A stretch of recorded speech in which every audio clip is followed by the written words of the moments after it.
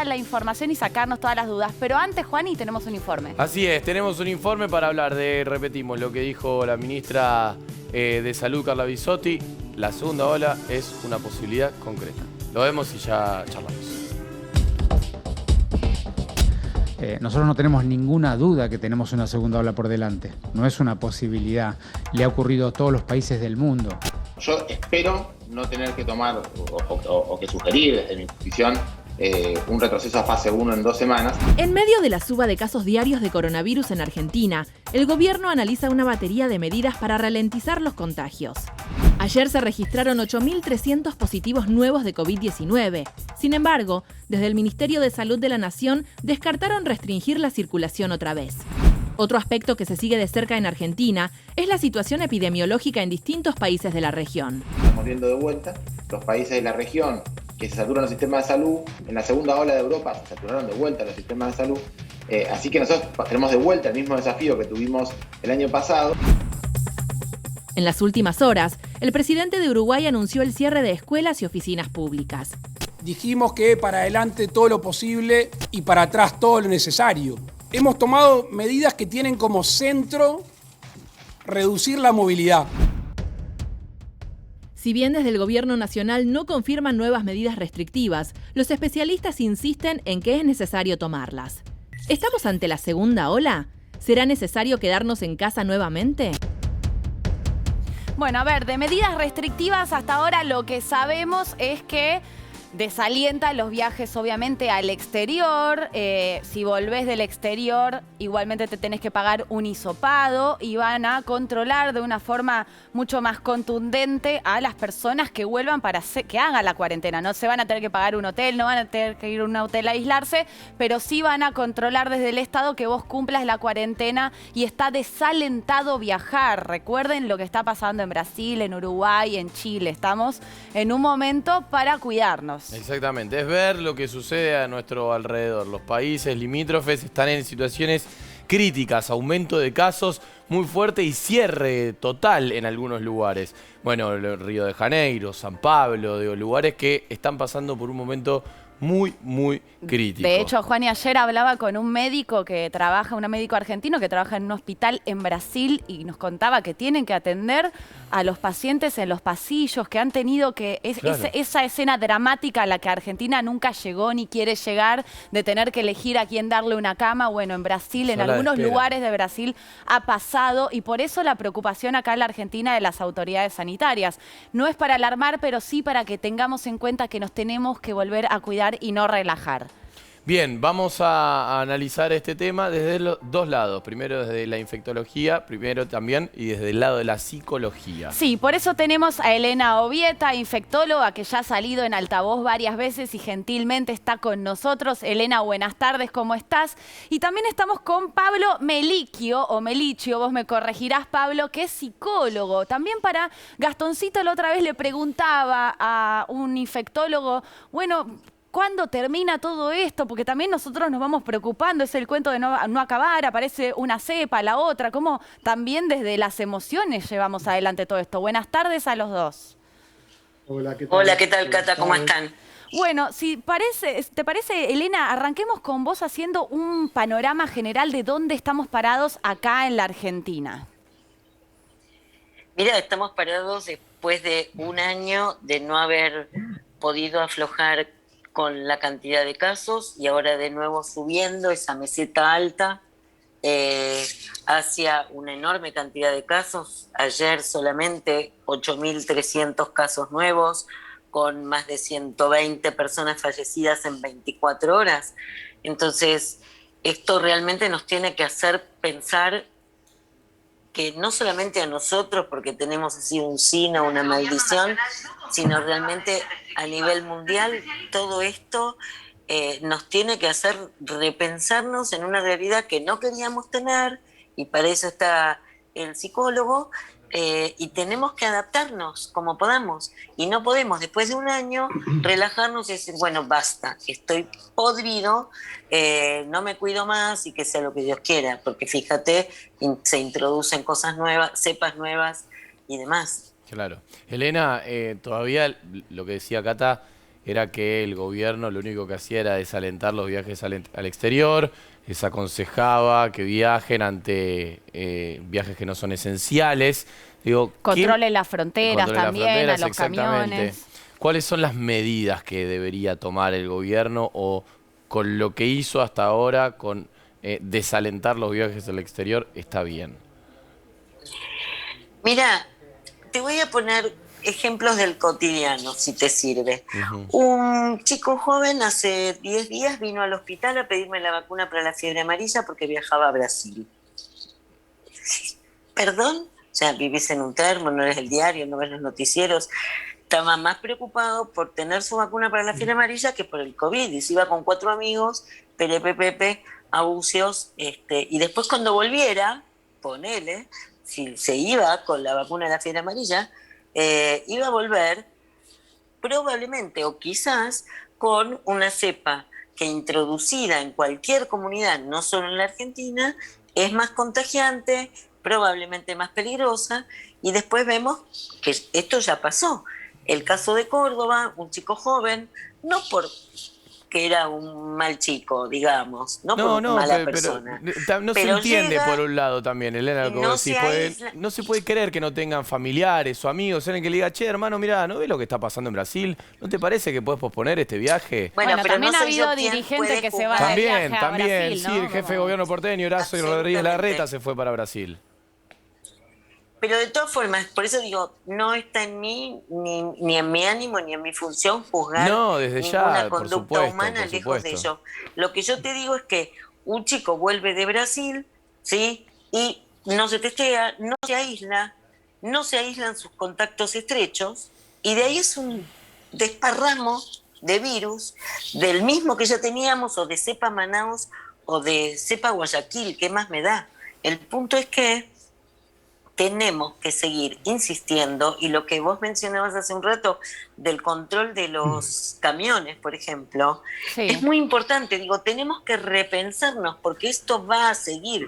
Vamos a seguir padeciendo esta pandemia y entonces tenemos que reinventarnos porque evidentemente lo que quisimos hacer hasta ahora con la mejor intención no ha funcionado, no es suficiente, no hay vacunas suficientes. Entonces, por ahí no sé, un transportista de Brasil tendrá que llegar a la frontera, dejar ahí las cosas, y un transportista nuestro buscarlas y repartirlas en la Argentina. No lo sé, no está en mí, yo soy una médica de estetoscopio de todos los días, No, por pero supuesto. me parece Ahora, que tenemos que repensarnos. Elena, con esto que vos decís de repensarnos, y ahí lo miro a Pablo un poco, ¿no? Esto va a seguir, tenemos que repensar también la forma en la cual sostener las medidas de cuidado, pero por el otro lado, cuidar nuestro estado de ánimo, nuestras emociones. ¿Cómo hacemos, Pablo?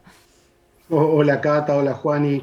Bueno, obviamente que llegó la pandemia para desestructurar las subjetividades. Somos sujetos de una época y la época nos marca en esa subjetividad. Así que este tiempo va a hacer que cada uno y cada una de nosotros y de nosotras esté repensándose como ser humano. Y yo le escuchaba a Elena y decía, bueno, claro, van bajando las defensas, la gente, no quiero generalizar, pero una gran cantidad de personas empieza a cuidarse menos o no cuidarse por una cuestión que tiene que ver con la saturación, que obvio que es entendible. Por supuesto que los profesionales de la salud tenemos que salir, como estamos haciendo ahora, a ayudar a repensar que no se acabó esto, todo lo contrario, vienen una nueva ola y no sabemos si no van a venir nuevas pandemias. Entonces estamos frente a un momento dilemático de la historia de la humanidad, que no por casualidad se llegó a esta instancia.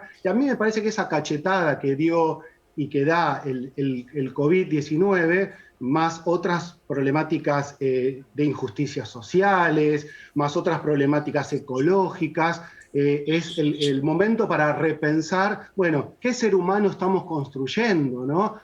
cómo podemos hacer para salvarnos, porque si así como nos podemos contagiar del coronavirus, también nos podemos contagiar de solidaridad, de amor, de respeto por el otro. Eso que estás diciendo ahí está está la gran buenísimo. metáfora, ¿no? Pero arrancamos así, de esto salimos entre todos, no solo desde los medios, lo digo, la dirigencia, todos aplaudiendo a los médicos. Ahora los médicos están en un paro porque nadie les aumenta el salario, está el sálvese quien pueda, el descuidarse y no cuidar al otro. Está bueno esto que estás diciendo de pensar y repensarnos, pero también pregunto si realmente Darío Zeta una vez salió acá en Altavoz y dijo: lamento decirles que esto no va a cambiar a nadie, va a profundizar cómo es cada ser humano. Seguro. No, yo seguro. creo que hay tres. Yo diría que para darle una vuelta a esto, que yo lo escuché a Darío aquella vez y digo, a mí me parece que, bueno, yo quizás como psicoanalista tengo una visión un poco más positiva en ese sentido. Creo que va a haber aquellos, como señalaba Darío,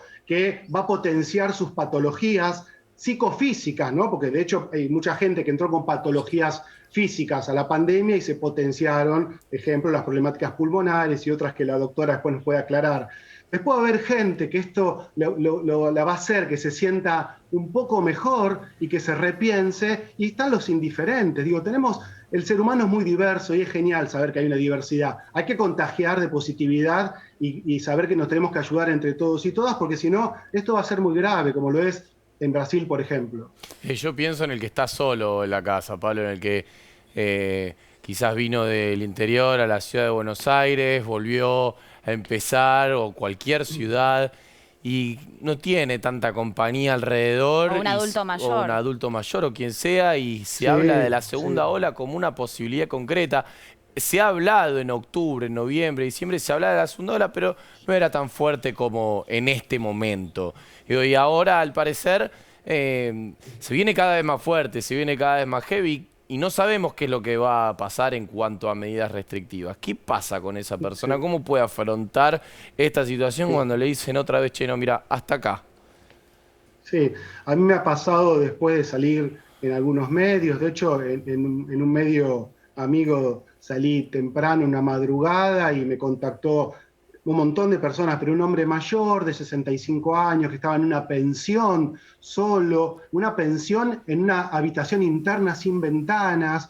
Hay gente que tiene realmente un drama antes de la pandemia que se potencia. Por eso también la pandemia potenció injusticias sociales, potenció problemáticas físicas y potenció problemáticas psicológicas. Yo creo que de esto se sale, si hay una persona que está sola, bueno, hay que ayudar. Yo a veces, acá en el barrio tenemos alguna vecina o vecino que está en situaciones así y nos tratamos de poner de acuerdo. Yo creo que también el argentino es solidario, pero tenemos que seguir contagiando y saber que, bueno, que solo nos va a salvar el amor al otro, porque si no nos caemos todos.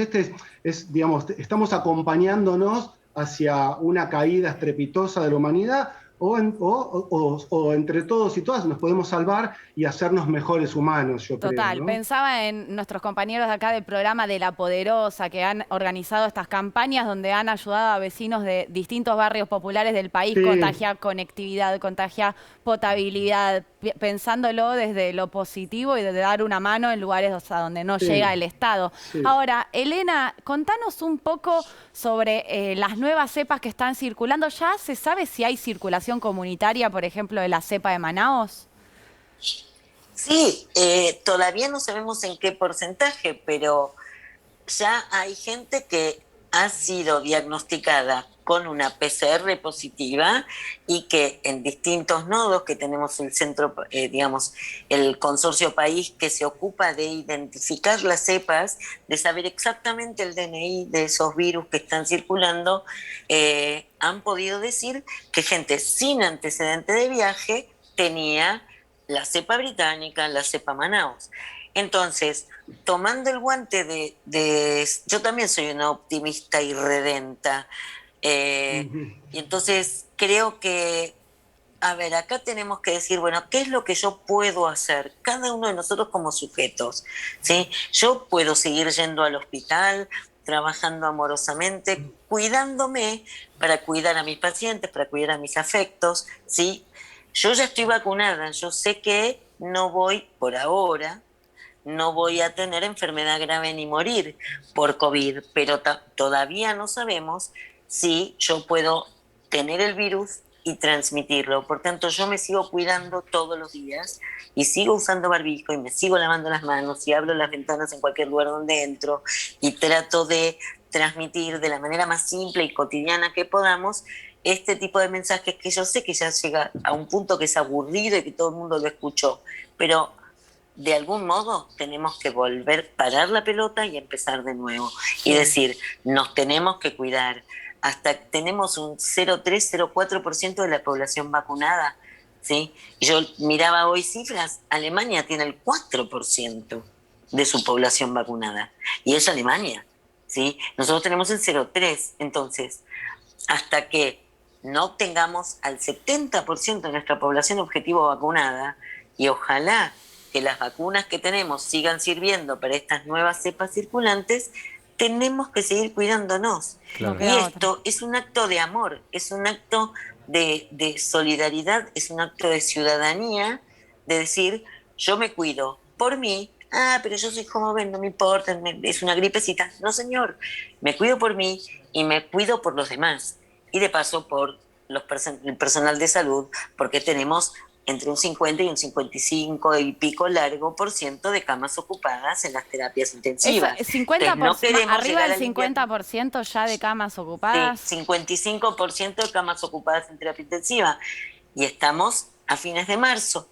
Entonces, ¿qué nos va a pasar cuando tengamos de nuevo circulación de otros agentes respiratorios, de neumonía, de influenza? Entonces, vuelvo a insistir con esto. ¿Qué es lo que tenemos que hacer? Cuidarnos. ¿Qué es lo que también tenemos que hacer? No dejar nuestros controles de salud. Y esto es importante recalcarlo, Cata, ¿sí? No podemos estar viendo en los hospitales públicos o en las, digamos, lo que vemos ahora, que son chicas jóvenes con cáncer de cuello avanzado, porque hace más de 2 años o 3 que no se hacen un PAP, que por la pandemia, que no sé qué. No, señor, tenemos que seguir, o cáncer de mama. Entonces, todas las mujeres con sus controles de salud, los diabéticos, estamos viendo diabéticos descompensados como nunca antes. Tiene que ver con la situación socioeconómica, también sin duda, pero que la pandemia no te sea una excusa para decir, ya, en algún momento, pero por ahí no pasa. No, por ahí seguimos viviendo así. Está re bueno lo que decís, porque médicos, realmente yo conozco no mucha dejarnos, gente que llevar los por chicos miedo, a vacunar. sí, hay mucha gente que por miedo no se ha hecho controles y eso es lo que te salva la vida. Muchas veces es importantísimo que no abandonen ningún tipo de control, ni cardiológico, ni ginecológico, ni de lo que sea. Lo que está diciendo Elena porque es re importante. Todo es COVID. No todo es COVID. Ayer fue el Día Mundial de la Tuberculosis. En la Argentina se mueren 2 personas por día de tuberculosis y el tratamiento es gratuito. Entonces, digamos, hay muchas cosas que podemos hacer, distintas. Les preguntan los chicos acá en el piso. ¿Gonzo? Pablo, ¿qué tal? Yo te quería consultar porque te escuchaba recién hablar, ¿no?, de los conflictos psicológicos que podía llegar a tener. Yo me considero una persona muy sedentaria, así que la pandemia me vino bárbaro, la llevé lo más bien. Sin embargo, desde que arrancó este año me siento, volví a socializar y todo, y siento que me cuesta, como que perdí recursos a la hora de relacionarme con seres humanos y te quería consultar si es que yo estoy roto o si es algo que está sucediendo, si la pandemia nos afecta a nivel social de esa manera. Yo creo que todos estamos rotos, todas están rotas. Me parece que el ser humano por naturaleza viene roto, viene agujereado y crecer es ir armándose como uno pueda, ¿no? Y en ese camino de armarnos, si viene una pandemia, es más difícil armarse. Porque a veces el concepto, la gente cree que la personalidad es algo que se adquiere en la adolescencia y se tiene para toda la vida. Y no, Gonzo, la adolescencia es la que estabiliza una personalidad que en la adultez la tenemos que ir reafirmando cada día y es dinámica esa personalidad. Pero así como Elena hablaba de los controles físicos que se dejan de hacer y que después eso incrementa algunas patologías desatendidas. En el campo mental pasa igual. Si uno estaba muy roto antes de la pandemia, es muy probable que la pandemia abra más ese aspecto roto que uno tenía. Exactamente, más roto aún. Entonces, bueno, pero en otros casos, la pandemia vino a ayudar a hacer una sutura en ciertas cosas. Por ejemplo, hay familias que se reencontraron a través de la pandemia, hubo chicos y chicas que estuvieron más con sus padres, a veces de manera forzada. Ejemplo, la adolescencia creo que es una de las etapas más castigadas porque es el tiempo de conquistar el mundo y se encontraron dentro de sus casas, que es en oposición a lo que necesita la etapa adolescente. Pero aún así hubo chicas y chicos que volvieron a descubrir su casa y un vínculo positivo con la familia. Pero para cerrar un poco tu pregunta, digo, sí, bueno, me parece que lo que está roto en pandemia es mucho más difícil suturarlo, pero bueno, tenemos esta segunda etapa que es el 2021, donde nos podemos repensar y entender que la vida ahora es con esto y desde ahí podemos ir adquiriendo un poco de sabiduría sabiendo que esto es la vida también, ¿no? Bien, estamos... Enfermedad y muerte, ¿no? Ni más ni menos. Estamos hablando con Pablo Melicchio, psicólogo, con Elena Obieta, infectóloga, sobre cómo sobrellevar esta segunda ola de la pandemia. Los pibes y pibas del país preguntan. Joana en Entre Ríos tiene una pregunta. Esto tiene que ver porque vos recién mencionabas que tenemos que esperar a más o menos tener un 70% de la población vacunada como para que las medidas bajen un poco. Es decir, no tenemos que tirar la toalla porque falta muchísimo, porque recién teníamos el 0,3, vos lo mencionabas, de personas vacunadas. ¿Cuánto tiempo crees que falta? Es una pregunta bastante difícil, pero digo, ¿cuánto tiempo vamos a estar más así? ¿1 año, 2 años? Toda la vida. Mirá, no lo sabemos. Viste, y aprovecho que está Pablo, nada angustia más que la incertidumbre. Pero si nosotros nos podemos parar con todas las incertezas que tenemos respecto de las vacunas van a venir, no van a venir, cuántas van a alcanzar, no van a alcanzar, van a servir para las nuevas cepas, no van a servir para las nuevas cepas, habrá nuevos tratamientos. Frente a todas esas incertezas, nosotros, los médicos, tenemos que basarnos en la medicina basada en evidencia. Esto sirve, esto no sirve. De momento, lo único que sirve es practicar las medidas de cuidado, ¿sí? Y con ayuda de gente como Pablo, o de grupos, o de las redes sociales, o de las llamadas por Zoom, o de lo que fuere, poder sostenernos frente a esta distancia física obligada. Para que el virus esté y nos arruine el cotidiano y la vida, tiene que circular. Si nosotros lo impedimos, no va a estar. Si vos tenés sexo seguro con preservativo, no va a haber virus circulante del HIV, el HIV no va a estar circulando en la comunidad y entonces no va a haber VIH, ¿se entiende? Sí. Si el paciente toma la medicación, no transmite la enfermedad y entonces podrá tener sexo no protegido, pero para eso se tiene que testear. Y esta es otra de las cosas para hacer y no dejar de hacer porque estemos en pandemia. Inés. No tiene nada que ver, pero lo dije, ¿viste? Está perfecto. Sí, porque recién hablamos de vacunas y en esa línea hay mucha fake news, ¿no? Dando vuelta ahí por las redes sociales. Pienso en mi abuela, que es una adulta muy mayor y a veces le cuesta discernir entre qué es verdad y qué no. Con respecto a la vacuna, digo, ¿cómo afectan las nuevas cepas a la vacuna? Y también aclarar un poco esto de que hay que esperar, ¿no? 15 días, tener las 2 dosis, porque a veces conozco mucha gente que se dio la primera dosis y dijo, bueno, cualquiera, total, ya está, ya estoy inmunizado para siempre. Aclarar un poco quizás estos temas en torno a la vacuna que entre tantas redes sociales a veces se confunde. Ine, mira, me sumo a tu pregunta. Yo escuché gente decir, me di la primera dosis, me di la segunda, me contagié igual, era toda una mentira. ¿Cómo? Así como escuchás, que era toda una mentira, que se dieron las 2 dosis y se volvieron a enfermar, gente que ya se había enfermado. Entonces, capaz aclarar esto de qué pasa cuando tenés la vacuna, que es que no es que de repente sos inmune y nunca más vas a contagiarte. Bueno, Elena, tenés ahí Cata, para ordenar un poco la para información. media hora. Para media hora. Bueno, a ver, vamos por partes. Primero, ninguna vacuna es 100% eficaz. Primera cosa. ¿Puede haber fallos? vaccinales, es decir, yo me doy las 2 dosis de vacuna como corresponde y no tengo respuesta suficiente, sí, puede pasar y ya está incluso publicado, sobre todo en obesos, tienen tendencia a tener menor respuesta a las vacunas. Ahora, una cosa es que vos, Cata Delia, te hayas dado las 2 dosis y después de un mes adquieras COVID, de tu segunda dosis, adquieras COVID, ¿sí? Tendremos que ver si es una nueva cepa mutante que puede no ser alcanzada por la vacuna, y eso se llama escape inmunológico. Los virus, cuando circulan en la comunidad, para eso lo tenemos que evitar, cuando circulan en la comunidad tienden a mutar y entonces se las ingenian para escaparse de las vacunas. Entonces, una opción sería que hubieras adquirido la infección por una cepa distinta, otra que estuvieras en ese cachito, obviamente no de los obesos, pero sí en ese cachito de población que no tiene respuesta. Claro. Y otra cosa muy distinta es que puede pasar que entre la primera y la segunda dosis, por ejemplo, vos estuvieras incubando el virus y no lo sabías.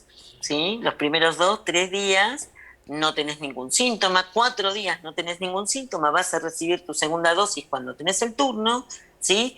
Y al segundo día, tercer día, empezás con fiebre, te hisopan y tenés COVID. Y decís, la vacuna no sirve. Claro. No, señor, no es lo mismo. La vacuna servía, pero vos te fuiste a aplicar tu dosis y estabas incubándolo. Digo, para contestar la última pregunta. La primera, que también era así como súper larga, lo que te puedo decir es lo siguiente. Las estrategias de alargar el periodo hasta la segunda dosis, que creo que era otra de las preguntas, no son nuevas, tienen que ver con situaciones pandémicas, se han hecho, por ejemplo, con fiebre amarilla. Entonces, teniendo mucha población, aunque sea con una dosis, si bien la respuesta en ese caso de eficacia es del 60% versus arriba del 80%, bueno, es bastante como para bancar el temporal, que no me ocupen todas las camas de terapia intensiva y tendré menos gente con enfermedad grave. Claro, llegar más rápido. Eso es importante. Y también lo otro... Pero quiero aclarar algo, perdóname, Cata. Esta estrategia de, por ejemplo, dar una sola dosis, o a los que tuvieron COVID, darles una sola dosis, quizás con esto alcanzaría, está estudiada solamente para las vacunas cuyas plataformas son exactamente iguales la primera y la segunda dosis. Es decir, las vacunas que son a virus atenuado, como las vacunas chinas, o la vacuna de AstraZeneca, o la de Pfizer, o la de Moderna. No para la vacuna de Gamaleya, porque el camioncito que te lleva lo que llamamos el inmunógeno, que es contra lo cual tu cuerpo tiene que fabricar los anticuerpos, es distinto.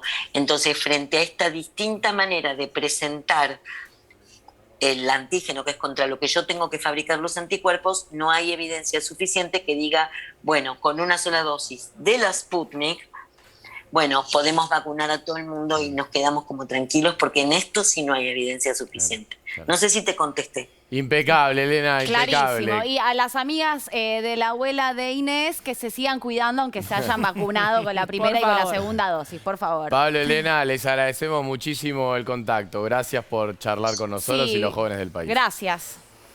Gracias a ustedes. Chau, chau. Cuídense. Hasta luego. Ustedes también. Bueno, quédense, hacemos una pequeña pausa. Sí.